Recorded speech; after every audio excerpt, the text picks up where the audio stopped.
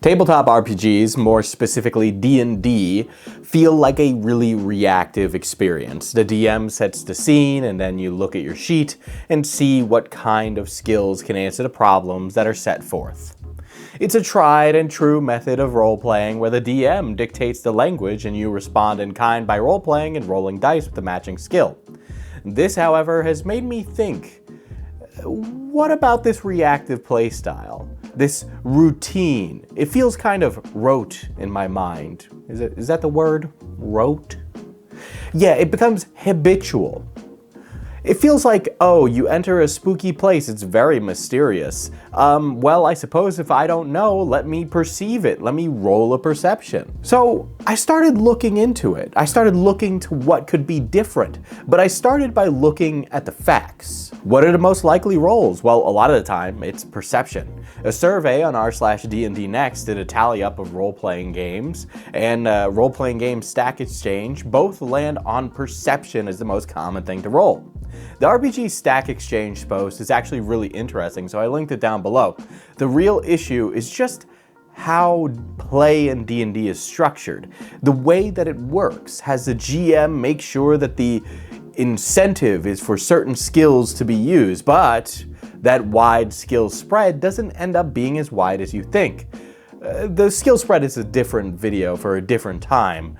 I want to talk about the roleplay aspect of this and what it really means for your gaming. Now, this is my theory and just how I feel about roleplay. I'm sure there's more studies or writings on this, but I feel like I can separate roleplay into two parts, proactive and reactive. I think both of these things exist in a spectrum, but in session, the mechanics incentivize one over the other, and some systems lean one way more than another. A good GM can balance both of these things because they have you at mind, and the player should have ultimate agency, and it helps make a good story. But first, let me explain what I mean by reactive and proactive. Reactive is easier, so we'll use some of that, and we'll use a live play that the folks at Mana Potion Tabletop did to test out one of their adventures recently. Speaking of, if you would like to listen to this whole adventure or run it yourself, you can get full access over on our Patreon. Get RPG content each month, a monster, an adventure, you name it, we have it. I'll also share more about the production of our first book and tons of different other things that we're working on as well. So sign up today at the link down below. Anyway, I consider reactive roleplay something a little like this. I described it in the beginning. It's a GM-motivated action. The GM drops a monster, it's mechanical or a social hook, and the players respond in kind with an action. For example, a monster appears. You roll an initiative after. That is a monster hook. It's a mechanical hook. It's also a reactive behavior. A creature, stocky and covered in bony plates, is tearing up the camp as it unburies itself from the ground. Its jaw resembles a spade with a large bony scoop. Its wings ending in plated claws flick dirt and debris from the impact. Its tail, a vicious-looking pick. It lets out a throaty bellow as it starts to approach you. Uh-oh. And it is going to move. A mechanical hook could also be a puzzle that's solved via a skill check. It's not explicitly a GM-motivated action, but shy players or those who hate puzzles may opt to fall back on skills like investigation to meet the goal, even though solving a puzzle in real life might actually be possible. Now, a social hook is something like a battle of the bands, where someone is responding to an NPC social interaction. This guy won't give me what I want, so I respond by rolling intimidation. Reactive actions by a player usually don't lead to anything else. They're the end of the chain. There is an answer, a reward, a movement of things after. So if an NPC is being disagreeable, then intimidate or persuade, where the answer of the interaction is a pass or fail, basically. Where I feel this is more interesting is combat, because after level 3, especially when you get into combat, you have plenty of actions and a lot more agency to mix it up. Especially for a martial class, because they really need those extra levels to become more proactive in combat. In my mind, like I said, these things exist on a spectrum, and the proactive and reactiveness of a scenario is dictated by a combination of the player's willingness to think of something and the GM having a discussion over what happens next. I think a lot of this can be assisted by mechanics, so this is where things get fun and what I want to share today.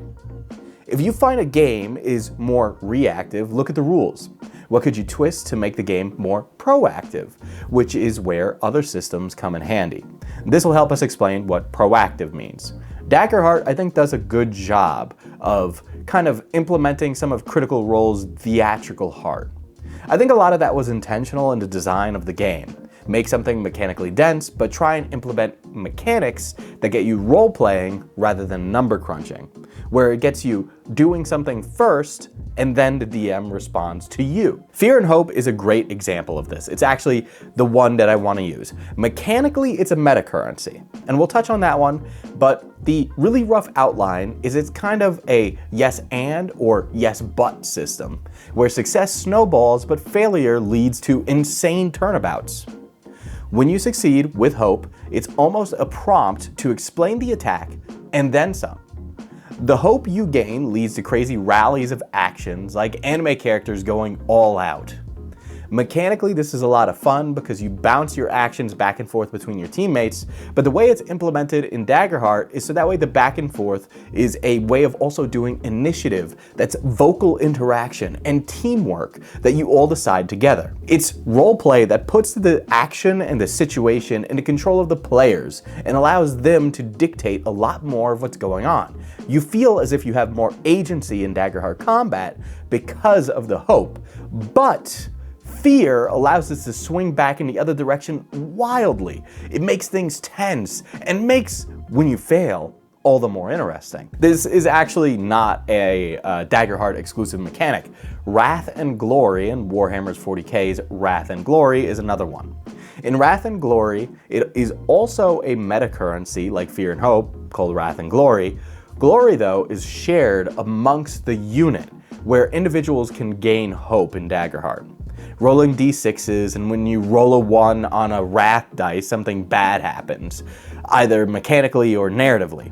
It's if you succeed but roll wrath, something bad happens, but it could also just be the inverse as well. It can turn you failing into a last-minute win. It's also a lot less forgiving than Daggerheart. It's designed specifically in that way to make for more epic losses when you roll wrath, which honestly makes sense because it's 40K. It's designed for heroic Imperial last stands, not for Daggerheart superhero turnabouts. It also shares some DNA with the tabletop of Warhammer 40K, implementing rerolls and wounds. It's actually a really fun microcosm of 40K, and I highly recommend that you try it. Both of these mechanics, though, do the same thing. They give the players a mechanical reason to roleplay, a mechanical reason for why things happen. They give you a reason to explain how you failed or succeeded, prompting you with a little nugget of, oh, well, you failed, but why? They prompt you to be a proactive player where your actions let you make more actions and allow a set of variety in your responses.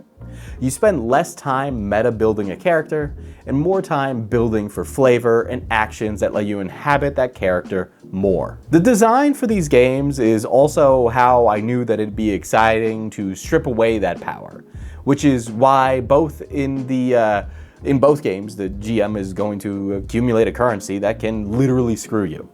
These systems, in my opinion, both stand right on the edge of my favorite system, though, which is definitely more along the lines of roleplay first, mechanics later.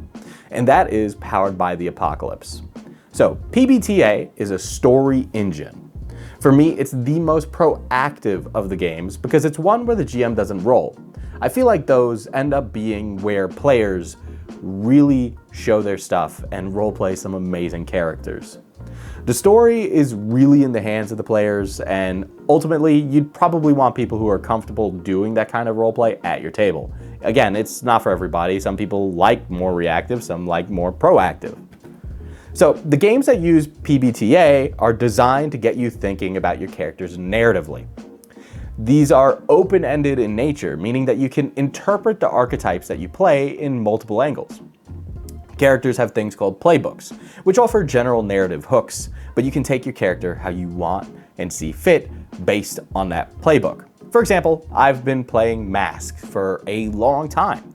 Mask is a PBTA game based around teenage superhero drama. Briar is one of the heroes in that. They're an ultimate fish out of water. A hero similar to that of Jean Grey or Doctor Strange, she's a foreign exchange student in America. Her powers manifested when she came to the United States. The playbook for this gives a rough approximation of her powers and ultimately that she is a fish out of water. But a lot of the specifics of the struggle that the character has are determined by the player. They're determined a little bit by the mechanics, and the mechanics do work to help enhance those things, but it's narrative first. Now, it's rules light, but proactive versus reactive isn't about a system being dense or lean. It's about a system having mechanics that incentivize knock-on actions or not. The roles in Powered by the Apocalypse games work like this. You roll high, it leads to a yes and successful situation with a roleplay prompt. You roll somewhere in the middle, it's a yes but situation where something you may not like is going to happen. Lastly is the no but or no and when you fail. These lead to new social situations where you end up rolling again and again without the GM rolling, as the GM inhabits the NPCs that respond to your roles and actions. Honestly, having looked at Solo Dark, it's very easy to see how a Powered by the Apocalypse hack would just let you use these mechanics for solo play or a creative writing tool, and with good reason, because this is literally how you would prompt improv. The more actions by a player, the more they tend to lead to more actions by a player. The players are more proactive in a system when they feel they have more control, and they become more reactive when the DM implements some hurdle that they have to overcome that has one answer. Now, I don't think reactive roleplay gaming or proactive roleplay gaming is better than one. These are literally just different. They're just tools and philosophies on how games are run. But regardless of the system, they introduce a really cool concept that you can take into your games. The idea is basically to figure out, oh, you fail a roll when you're playing D&D, but just because you fail doesn't mean that's the end of the story. What happens after you fail jumping across the gap, or fail to pick a lock, or fail to swing and hit the bad guy? There should be something that comes after. And I think that's a lot of what the key takeaway here is. Another key takeaway is actually subscribing to MPT and hitting the bell so you can pay attention to our next upload and be a proactive watcher. I think one of the key takeaways is to let the players affect the world, which I think is one of the main things with proactive roleplay, proactive gaming. Daggerheart leaves space for players to collaboratively... Daggerheart, for example, leaves space for players to collaboratively... Daggerheart leaves space for players to collaboratively build a world. When you make encounters, how much of an encounter is a one solution situation? I've run enough games to tell you that I definitely do a quantum ogre, especially if I designed something and it took a lot of work. However, I think one of the things that some of the more proactive roleplay systems have had me do, they've allowed me to feel comfortable relinquishing control of the system and allowing me to step back and letting the players shine. It's almost like these games that have you not roll, let you become the person who helps the players tell their story rather than the DM telling a story. I think it should be pretty clear, if you've ever seen me DM a game, you know that I'm really roleplay first. I like a systems-driven experience. I just like it. But I do have a film background, so I tend to be a lot more roleplay focused, a lot more storytelling focused.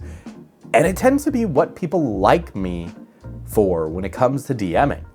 Again, I do like both, but learning ways to mechanically mesh the narrative with the numbers is what really makes me super interested in TTRPGs. Those mechanics that allow you to mesh in failure with success and feel like you failed successfully. I think it really adds a lot of variability to a result, and I often feel like D&D doesn't allow you to have that. It's always pass-fail with a DC. But when it's fail but something happens, you still feel a little satisfied, and it definitely helps. Even asking players to explain complications can be a way to encourage more interaction between the players and you. Having a failure, but then saying, well, why does it fail? What exactly happens? Asking these kind of questions can help people get into the world more. Variable results are a lot of fun, and I mean, a pass-fail is always great, but we can do more, especially as DMs, and there's no reason you don't need the mechanical to do it. You can just ask, especially because sometimes the mechanical falls flat. There's a game, and I think it's sneaking up behind me. I see a lot of use in tools like Fear and Hope, or spells that may even ask you to do something outside of rolling dice. I think everybody's done the vicious mockery, but if your insult is good enough, you just succeed. Things like that make for really fun times, and finding more ways to introduce those things is honestly what makes TTRPG storytelling so much fun, because it allows you, the player, to have this little moment to shine, and it allows me, the DM, to shut up for a second and allow somebody else to say something. So, are there any more of those cool mechanics out there that let the players take the lead on the roleplay and setting the scene? What are they? What are the systems? What should I look out for as a system that might let the players do the storytelling instead of me? Which TTRPGs should I really be playing now? In the meantime, I'm out of here.